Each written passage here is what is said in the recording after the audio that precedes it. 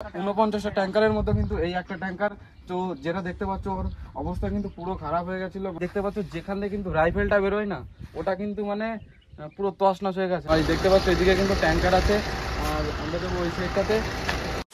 Hello guys, good morning. তো guys নতুন একটা ভিডিওতে তোমাদের সবাইকে সুস্বাগতম।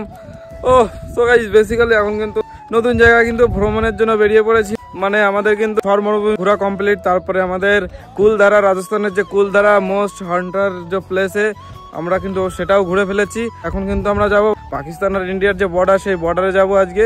তো তার জন্য কিন্তু গাড়ি ফাড়ি নিয়ে বেরিয়ে পড়েছি। আর এখন আমরা আছি ভাই এই যে, তো এটা দেখতে পাচ্ছ ভাই ইন্দিরা গান্ধী নেহের, আর এখান থেকে কিন্তু মানে জল ফল যায়। লুঙ্গিওয়ালি বর্ডার पे जाएंगे, লুঙ্গিওয়ালি বর্ডার पे जाएंगे। তো চলো ভাই। তো যাই হোক গাইস, আমরা কিন্তু এখন বেরিয়ে পড়েছি। তো দেখতে পাচ্ছ ভাই 46 ডিগ্রি গরম ভাই এখানে, মানে জয়সলমীরের কিন্তু 46 ডিগ্রি গরমে কিন্তু আমরা তাও কিন্তু বেরিয়ে পড়েছি। আর ভাই চারিদিকে শুধু কিন্তু মরুভূমি আর বালি। আমাদের গাড়ির সামনে দেখতে পাচ্ছ এখানে ছাগল চলে এসছে, তার জন্য কিন্তু আমরা গাড়িটা অনেকটা স্লো করে দিলাম যাতে ওদের কিছু না হয়।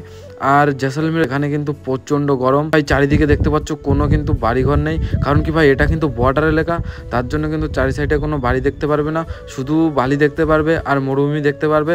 আর গাইস আমরা কিন্তু 15 থেকে 16 কিলোমিটার রাস্তা কিন্তু পার করেছি, তারপরেও কিন্তু এখানে কিন্তু একটাও কোনো বাড়ি কিংবা কোনো দোকানপত্র কিন্তু কিছু দেখতে পাইনি দূর দূরান্ত থেকে। তো গাইস বাইরে কিন্তু প্রচন্ড গরম, আর আমরা কিন্তু ভাই 4 লিটার জল নিয়েছিলাম, আমাদের 4 লিটার জলই কিন্তু শেষ হয়ে গেছে। 2 hours later. So guys finally কিন্তু এখন চলে আসছি ভাই আমরা লুঙ্গিওয়ালা বর্ডারের কাছে। তো গাইস তোমাদের সঙ্গে কিন্তু সেগুলো সব শেয়ার করব, মানে এই যে সেই বর্ডার, আর সামনে দেখতে পাচ্ছ ভাই ব্যানার লাগানো আছে। আর এখন কিন্তু আমরা পুরো মানে যে লুঙ্গিওয়ালা বর্ডারের গেট এখনো কিন্তু মানে সেখানেই আছি। আর দেখতে পাচ্ছ এদিকে কিন্তু ট্যাঙ্কার আছে, আর আমরা যাবো ওই সাইডটাতে। তো গাইস দেখতে পাচ্ছ সামনে কিন্তু লুঙ্গিওয়ালা বর্ডারের যে গেট, সেই গেটের নাম দেওয়া আছে, মানে গেটের নাম লেখা আছে। আর এটা হচ্ছে টিকিট কাউন্টার, আর ওই সাইডটাতে চলো সবকিছু দেখাবো, তোমাদের সঙ্গে শেয়ার করবো।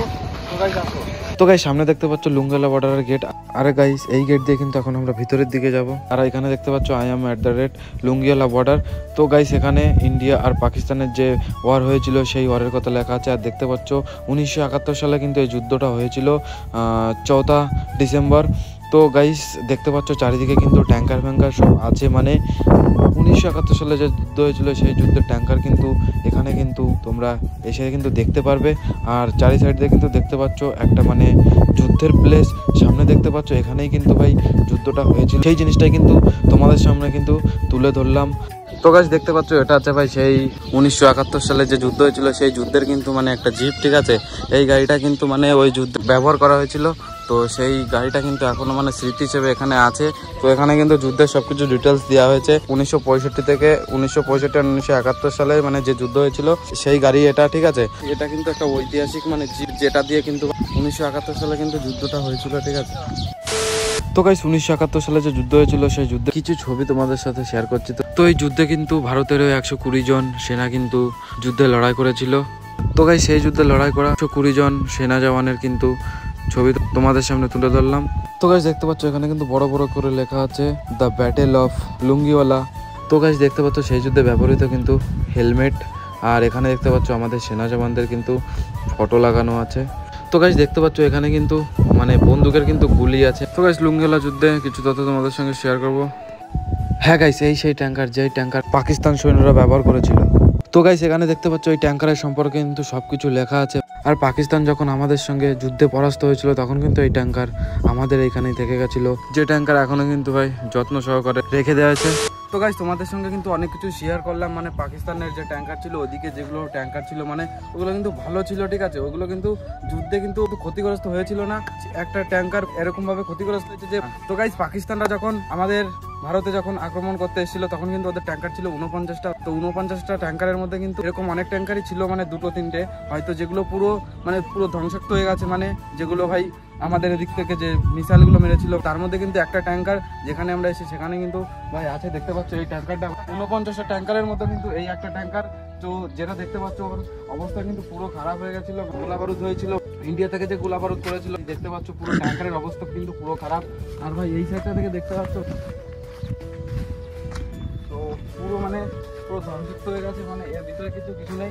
দেখতে পাচ্ছ যেখান থেকে কিন্তু রাইফেলটা বেরোয় না, ওটা কিন্তু মানে পুরো তছনছ হয়ে গেছে, মানে এক সাইড থেকে খুলে খালে পুরো চলে এসছে। ঠিক আছে, 1971 সালে যে যুদ্ধটা ছিল সেইভাবে তখনকারই কিন্তু ভাই এই ট্যাঙ্কার কিন্তু এখানেই সেরকমভাবে পড়ে আছে, এখান থেকে কিন্তু কেউ সরায়নি। এখানে কিন্তু জিনিস পাঁচ দেখতে পাচ্ছি এখানে খুলে খুলে পড়ে আছে, আর এইদিকেও কিন্তু